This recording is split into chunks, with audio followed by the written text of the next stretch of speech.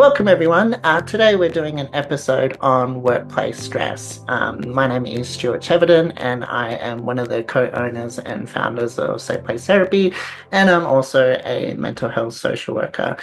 So today, we're talking a bit about workplace stress, what it's about, what are some of the presentations that we often see in a counselling setting. And today we have Mary Andriadis, who is a psychologist with Safe Place Therapy. So welcome, Mary. Thanks, Stu. It's really good to be here. Great. So I guess maybe it will be good to kind of debunk some of the ideas that maybe people think counselling is about, because I think maybe a lot of people in the community who've never done counselling before might think it's just for those people who have like significant mental health issues or have a diagnosis of depression or anxiety. But there's so much more out there in terms of what's possible in a counselling room, right? Yeah, absolutely. I think there is a bit of a perception that, it's for sort of those people on that pointy end of the spectrum that really have a lot going on or have had some really significant event in their life. And actually, I would say that some clients come in as well and they're sort of like, oh, I'm not, I know other people have it so much worse than me. And am I just complaining about, trivial things? And no, counseling is for anyone and everyone who has something to get out of it or who wants to get something out of it. And so, sure, there are some of those people who are at that more pointy end of the spectrum who do have a lot going on, but a lot of what we see are things around workplace issues, relationship issues, even just things around self-discovery, identifying values, understanding a bit more about themselves, what direction they want to go in life. And that's all so valid, and things that we love working with. Yeah, great. And often it can be a bit of a relief for counselors too to put the heavier stuff down, right? So put the kind of deep depression work or anxiety or trauma work and actually work with professionals, people that are struggling around specific issues at work. And we'll dig a bit more into some of those common issues, but it can actually be a nice space to spend time in, right? Yeah, absolutely. I love working with lots of different presentations, but I really enjoy working with those people who sort of are coming in there sort of at that point where, things aren't bad, but things aren't great, and maybe wanting that extra bit of support to get them to a point where maybe they're just feeling like their living lives are a little bit more aligned with their values, or they're getting a bit more enjoyment out of, or a bit more fulfillment out of. Great place to be. Yeah. And I guess that works too. Like a lot of us don't have the right tools maybe to work with a stressful workplace or different things that might be going on that are new or just escalated. So the stress is really escalated or a new project is happening or something different is happening that they've never experienced before. That's where kind of counseling can help. Well, there's no handbook for these things. You don't get a handbook for life or for every single different situation that's going to be thrown at you.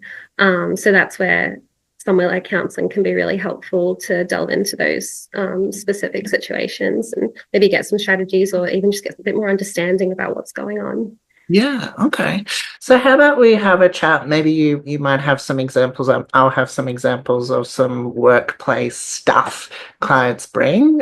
So is any that come to your mind to talk through? Yeah, I think a really big one, which probably doesn't come as too much of a surprise, is around workload. So either just feeling like people have got so much on their plate, they're really struggling to manage, or that the nature of the work feels out of their reach or capabilities, and then maybe feeling that pressure, and that pressure often comes internally, but definitely can come externally as well from places like management or colleagues to perform to a certain standard. And that can really lead to a lot of stress. And, if you've got a presentation of somebody who maybe is a little bit high on perfectionism or overachieving, then that can really take a toll on even their self-esteem and their sense of self-worth if they feel like they're not reaching that target, which often is really impossibly high, either to reach or to maintain sustainably. Yeah. And again, there might be this stigma or worry about themselves as a worker not being professional enough or busy enough or efficient, competent enough in the workplace. But lots and lots, I think people would be surprised at how many people actually get to a crunch point or a struggle point where they might need some extra tools or just different ways of thinking about what they're doing to make it either easier or to really think about what they need for themselves in the workplace too. Yeah, absolutely. I also think that we live in a little bit of a like a hustle culture, and it's really praised to be working really hard, and you often get that sense of kind of like validation when it's like I worked for 12 hours and I do this and I do that, and people are like, wow, you're so hardworking. And I think often we get that that bit of like a dopamine hit from hearing that too. And there's this idea that we should be able to and everyone else is able to, so I should be able to. And actually, sometimes the expectations are just way too high and way too high to maintain. Yeah, yeah. Either comparing yourself to another colleague who's, smashing these goals or smashing these KPIs and we're not, or that client's not. Or that, as you say, the bar is set really high from external people. Yeah. Yeah, absolutely. And sometimes that dynamic can get set sort of, or can be set from the beginning, where maybe we enter a workplace and we're really keen to prove ourselves. And so we're saying yes to everything. And we're maybe taking work home or skipping lunch or whatever the case might be.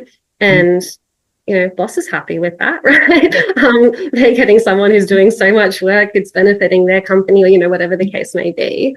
And then that dynamic is set, and it's really hard to then come back down from that, to then pull back when we've already set this expectation almost that we'll say yes, and we're the colleague that gets it done and is happy to do it all. Yeah, yeah, totally. I often, whenever this conversation comes up, I call myself a little bit of a hypocrite. Just based on a previous example, for myself personally, a bit of self-disclosure here, bit of segue, but self-disclosure can be a kind of a useful tool if your own experience can kind of add to the story or add to normalizing the issue for the person, or whether it kind of adds further to the conversation for the person to see a bit of perspective on what's going on. So back to my little story. I used to work for a phone service managing a crisis line. So I'd do overnight shifts, about 10-hour shifts, and then after that, the next day, I would see 5 clients the next day. So rounded up, it was about 70, 75 plus hours a week, which was ridiculous, right? But there was this internal, like back to what you said before, Mary, there's this internal push of, I can do it, I am doing it, it's working, it's rolling along. But the kind of key issue that kind of was happening to me was I was burning out, but it was more the people around me that were saying, hun, like, you need to stop. Like, my partner was like, I don't see you, and when I see you, you're really bloody angry. Like, you're Yeah. frustrated, you're on edge. So it's interesting, even if you can't step back or it feels like there's this impossibility there, sometimes it's good to touch base with our loved ones and ask their perspective on our work and how much we take home, etc.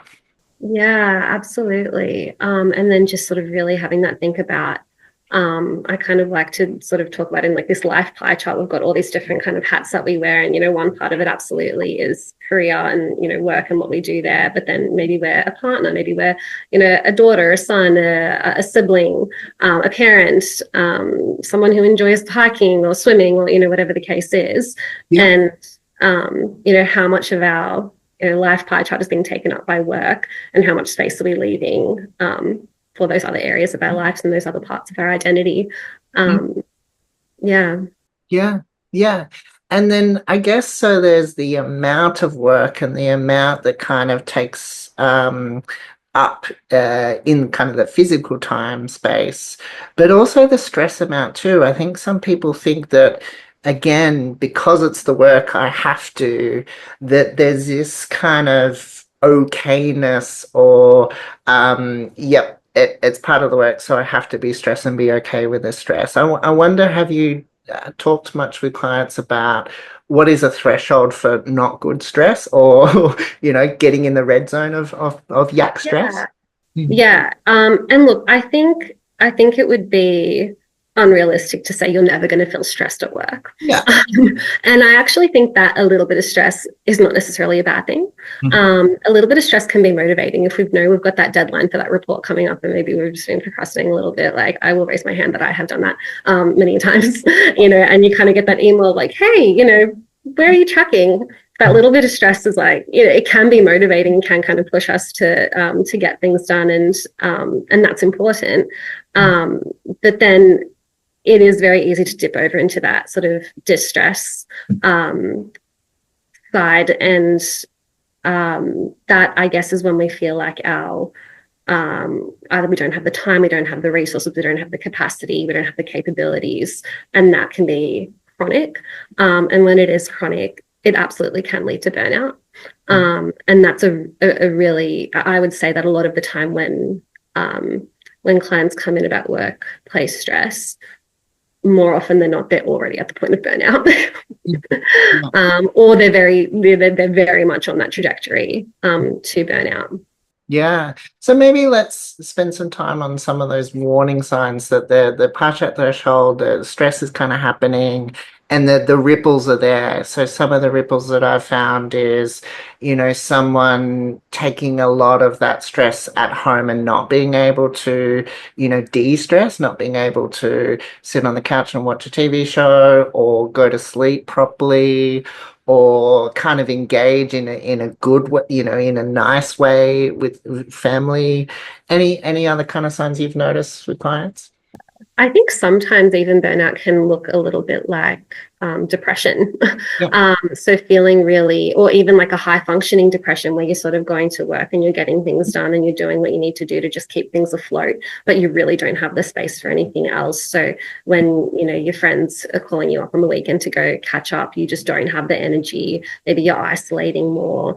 Maybe you're, either, as you said, struggling to sleep or oversleeping. Sometimes we just get home and we're just exhausted and it's just like going into bed, sleeping through until the morning. Yeah.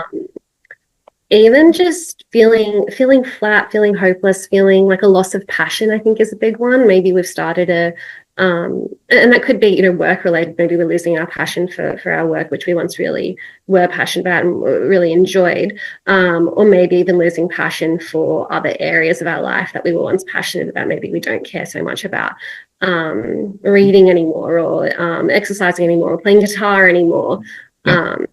Yeah, I think those are really clear warning signs that something's going on. Yeah, that lack of joy or the spark kind of isn't there anymore. Another little surprise people might not know is a really good question a counselor should ask in the first couple of sessions is how's your sleep and what's your relationship like with food, right? So those are kind of two indicators if there's something quite significant going on that's really impacting you, those ripples again, or it might be just another sign here that it's worth talking about things. There's something going on mentally that you need some help with.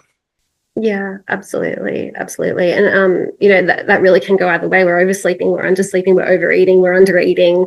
Every person is different. But if we're noticing that fluctuation, something's not feeling quite right, something's different to how it was.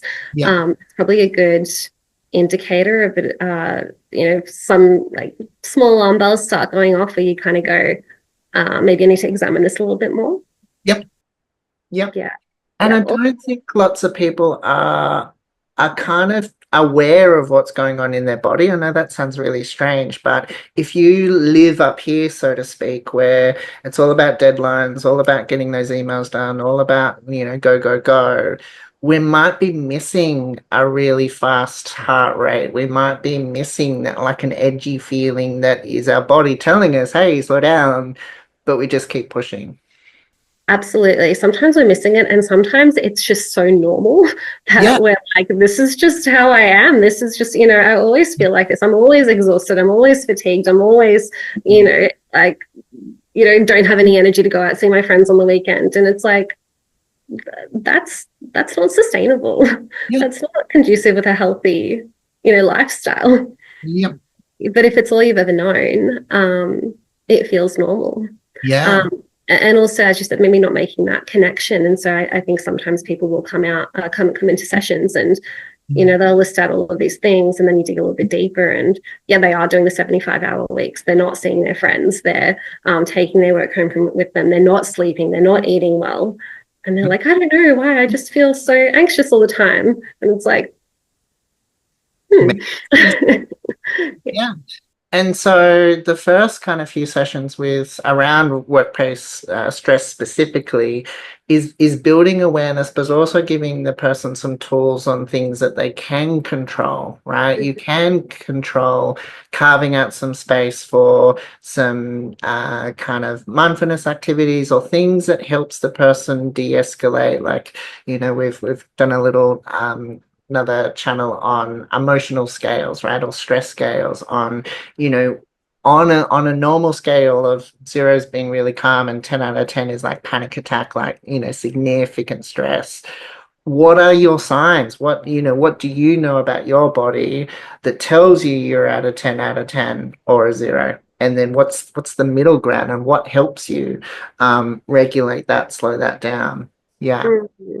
Yeah, and that's right. When and we might be going through periods of, higher stress at work, but just being really mindful that that's not sustainable. And that, ultimately we need to have a bit of a plan or see that bit of a light at the end of the tunnel, that deadline's over. And then what do we do after that to bounce back to, maybe we take some leave, maybe we pull back on some other projects. So being aware of, that balance is not always going to be perfect. But being really aware of where we're at on that scale and what we're going to do if it's sort of tipping over to that other end. Yeah. And further to that is, when does this stop? Right? Like, are you literally on this treadmill that literally is staying at that same speed forever? Not sustainable. But even, let's, for those kind of highly perfectionist people, you are not going to do a good enough job or the best job at that rate forever. You just can't. So I think whether you take the angle of this isn't sustainable for your health and your family and, balance, but also from a performance angle of, if you're not sleeping or your sleep is really not great, you're eating poorly and you're isolating, you are not going to be able to throw 100% at work. No, and I think it's so easy to, then get to that point where, you're letting things slip. Or maybe double booking meetings, you're forgetting things, and then that, and I think, for the often the perfectionistic, unrelenting standards type client that comes in, then that really takes even a bigger toll to their self-esteem. They're like, oh my gosh, I'm working so hard, but I'm making all these mistakes and I'm actually not getting the things done that I'm supposed to get done. And we kind of just end up in this vicious cycle where then we feel like, well, I've just got to work harder. I've got to be more organized. I've got to do this. I've got to add. And actually, often it's not about adding. It might be about pulling back sometimes too. It kind of makes me think of another specific episode we should probably spend time on down the track, and that is when people feel stuck, right? Where there's no getting off the treadmill. This is how it is. I've trained at university to be a lawyer and I'm in a law firm and I've always wanted this or wanted this. And now I can't leave. I can't get off the treadmill because there's so many layers to that about self-esteem, their identity in the world. What if I do walk away and quit? What does that mean? Like, a lot of people with burnout and then the I can't kind of thinking can be a really depressing, horrible space. Absolutely, absolutely. And that cycle is one that it can be really hard to break. And also, once we are burnt out, I mean, every person is different, but sometimes it's not as easy as take an extra day and make it a 3-day long weekend and you'll be right. Sometimes some people need to take a month off, sometimes longer, to feel better, or and not only that, but then put things in place afterwards, to then make things a little bit more sustainable. We've got to break that cycle. Yeah. Yeah. So yeah, it definitely feels like we've gone down this very specific route of stress and the impact on our body and the kind of bigger picture of what stress does as a ripple effect. So that's really cool. I'm wondering if we can kind of get back to maybe some other common presentations separate to stress. So there's stress in terms of workload and the impact on the person. But I wonder maybe a little bit more about some of the external workplace environment stuff that also can be a challenge for people and prompt people for time with us as counsellors. One that comes to my mind is your way of doing things doesn't line up with the workplace, and management might be telling you to do one thing that really rubs you the wrong way or feels unethical or feels wrong, but that's the kind of business line that they're taking and the impact of that. Any other kind of scenarios that you can think of, Mary, around external workplace stuff? Yeah, I think maybe what you might sort of be on the trajectory of talking about is values, and that's sort of maybe misalignment of values within a workplace. And I guess the thing that one thing that pops up for me is even people will talk about like fairness in the workplace, in terms of maybe expectations of different colleagues, expectations of management, like you said, having an idea that things should be done a particular way, but that not really feeling right. And also that sort of feeling validated. I think feeling like what you do is valued and acknowledged by your colleagues, by your management. It's not being overlooked. I think that's another presentation that I see where you see these people who are so passionate, working so hard, and it's just sort of taken for granted, or it feels as if it's taken for granted, and that's not motivating. Yeah. And then, yeah, it's like another spiral of if you don't feel appreciated from your boss and they're not particularly a person that gives positive feedback or good reviews, sometimes our brain chases that evidence too, right? Like if that's the kind of ingrained belief or something that's been planted, then it's so very hard to think differently or to debunk that belief too sometimes, yeah. Yeah, and just feeling as if we're not being acknowledged, we're not being rewarded. We as you said, like, look out for those signs. So I've done this thing and no one said anything. What does that mean about me? There's why am I even working so hard for? Why am I even doing this? Yeah, and I think it's kind of worth saying too that in the counselling space, it's not really a counsellor's job to tell a client what to do, but it's really important to kind of put the options on the table on what's possible. And so just having that space with a counsellor to explore your options, and what I often say with clients is you pretty much always have 3 options in life. So do nothing. So literally just keep doing the same thing over and over again. Try something different, and that's the nature of counselling, is trying something different, testing, experimenting, etc., to see if things can change, or leave, right? Like that is an option, and we're not pushy, but I think sometimes having that space of what is possible and what you can do helps a lot of people feel, okay, I can ponder this. I don't have to, make a decision here. It's just exploring what I can and can't do. Yeah. Yeah. And often I'll sort of put it that way to clients and sort of say, let's just put it on the table. We don't have to take this option, but let's just lay it out. Let's just see what is available to us, and just do some exploring. And I think it is worth acknowledging, within the workplace, there are absolutely things that are within our control. So, we've talked about prioritizing, saying no, setting boundaries, self-care, all of those types of things. but also there are some things that just aren't in your control. We can clean up our end of the street. Yep. But if you've got, and I've had clients who tell me that they have bosses who yell, who criticize heavily, or, colleagues who do the same. Sure, we can talk about how you might manage those interactions and expectations and, all of those sorts of things, and that can be helpful. But ultimately, you can't control another person. And that's where that other option of, leaving becomes worth exploring. And it's not something that we ever often tell clients to do unless it's sort of really, really obvious that they need to get out. But it is worth acknowledging that is an option that's on the table. And sometimes I'll have clients kind of say, well, why should I have to leave? That's not fair. And I get that. It feels really unfair. It's like, I love this job. Why should I have to leave because I've got a crappy manager? And I can feel really, really unfair and really unjust.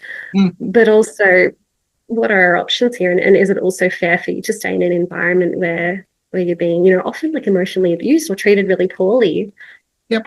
So, Mary, yeah, we have talked a lot today about workplace stress and kind of that treadmill that people get on that feel that they can't get off, or there's a certain speed they have to go, or intensity they have to push themselves. I think another thing that counseling can do is give a fresh perspective.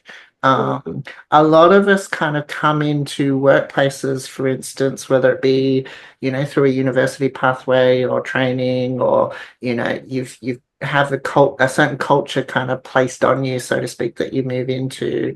And with that comes a lot of beliefs that kind of frame how you work as a worker. And that might be stuff related to productivity and busyness, professionalism and what that looks like, boundaries in the workplace, what's okay, what's not okay. And I think a really big takeaway that lots of clients have from counseling is, I've been thinking this, or this has been an automatic thing that my brain has gone, I have to be this busy, or I have to say yes to everything, or I have to, also that I have to kind of lay down and take it, so to speak, and not actually really question things, or even just think about the personal impacts of that stuff. So yeah, have you got an example, I guess, of a client walking away going, now I see that different? Yeah, absolutely. And I think you raise a really good point about, those belief systems that we don't even realize that are there when we're in the trenches, when we're just sort of going through the motions of everyday life. It's really hard to take that step back and examine it, but also it's really hard when it's you. And actually, even counselors really benefit from therapy, and I've certainly had experiences with my therapist where I think I know everything about me, but then I go in and I go, actually no, I don't. And actually there are all these things that I really wasn't aware of, and that can range from maybe the impact of past experiences or just preconceived ideas of how we should be or how we should act.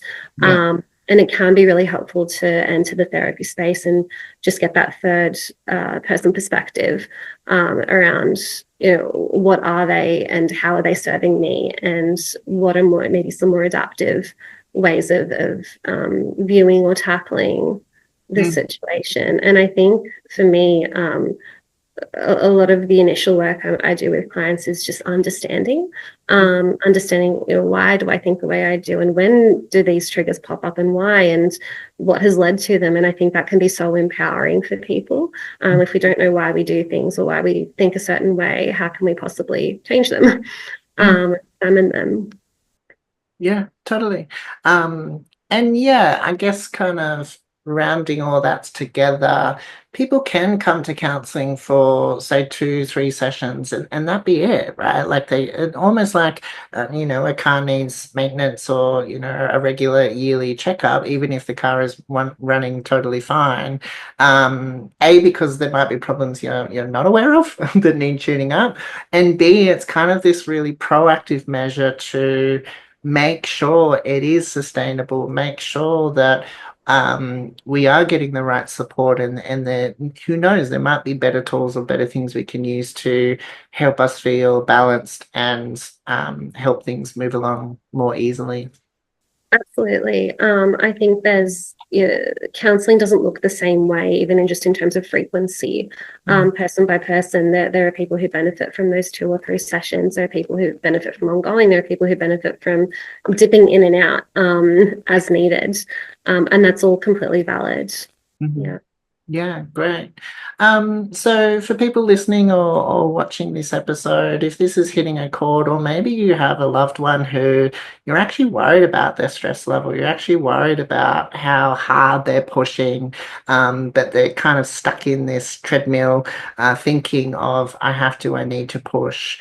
Maybe it's worth tapping on the shoulder, getting them to tune into this, or even for yourself, reaching out and let's have a conversation about what's happening for you, the impacts on your life, and can we do that better? Can we do that in a way that feels much more aligned with our values and sustainable? Cool. So yeah, thanks, Mary. It's been a real pleasure chatting this through. Likewise. Thanks, Jim. Cool. If you would like some more information about Safe Place Therapy, you can kind of follow our website link in the comment section. We've got oodles of information, but also information about our different counsellors and their approach. And yeah, tune into Safe Place Therapy, your safe place to talk. Thanks, and bye for now.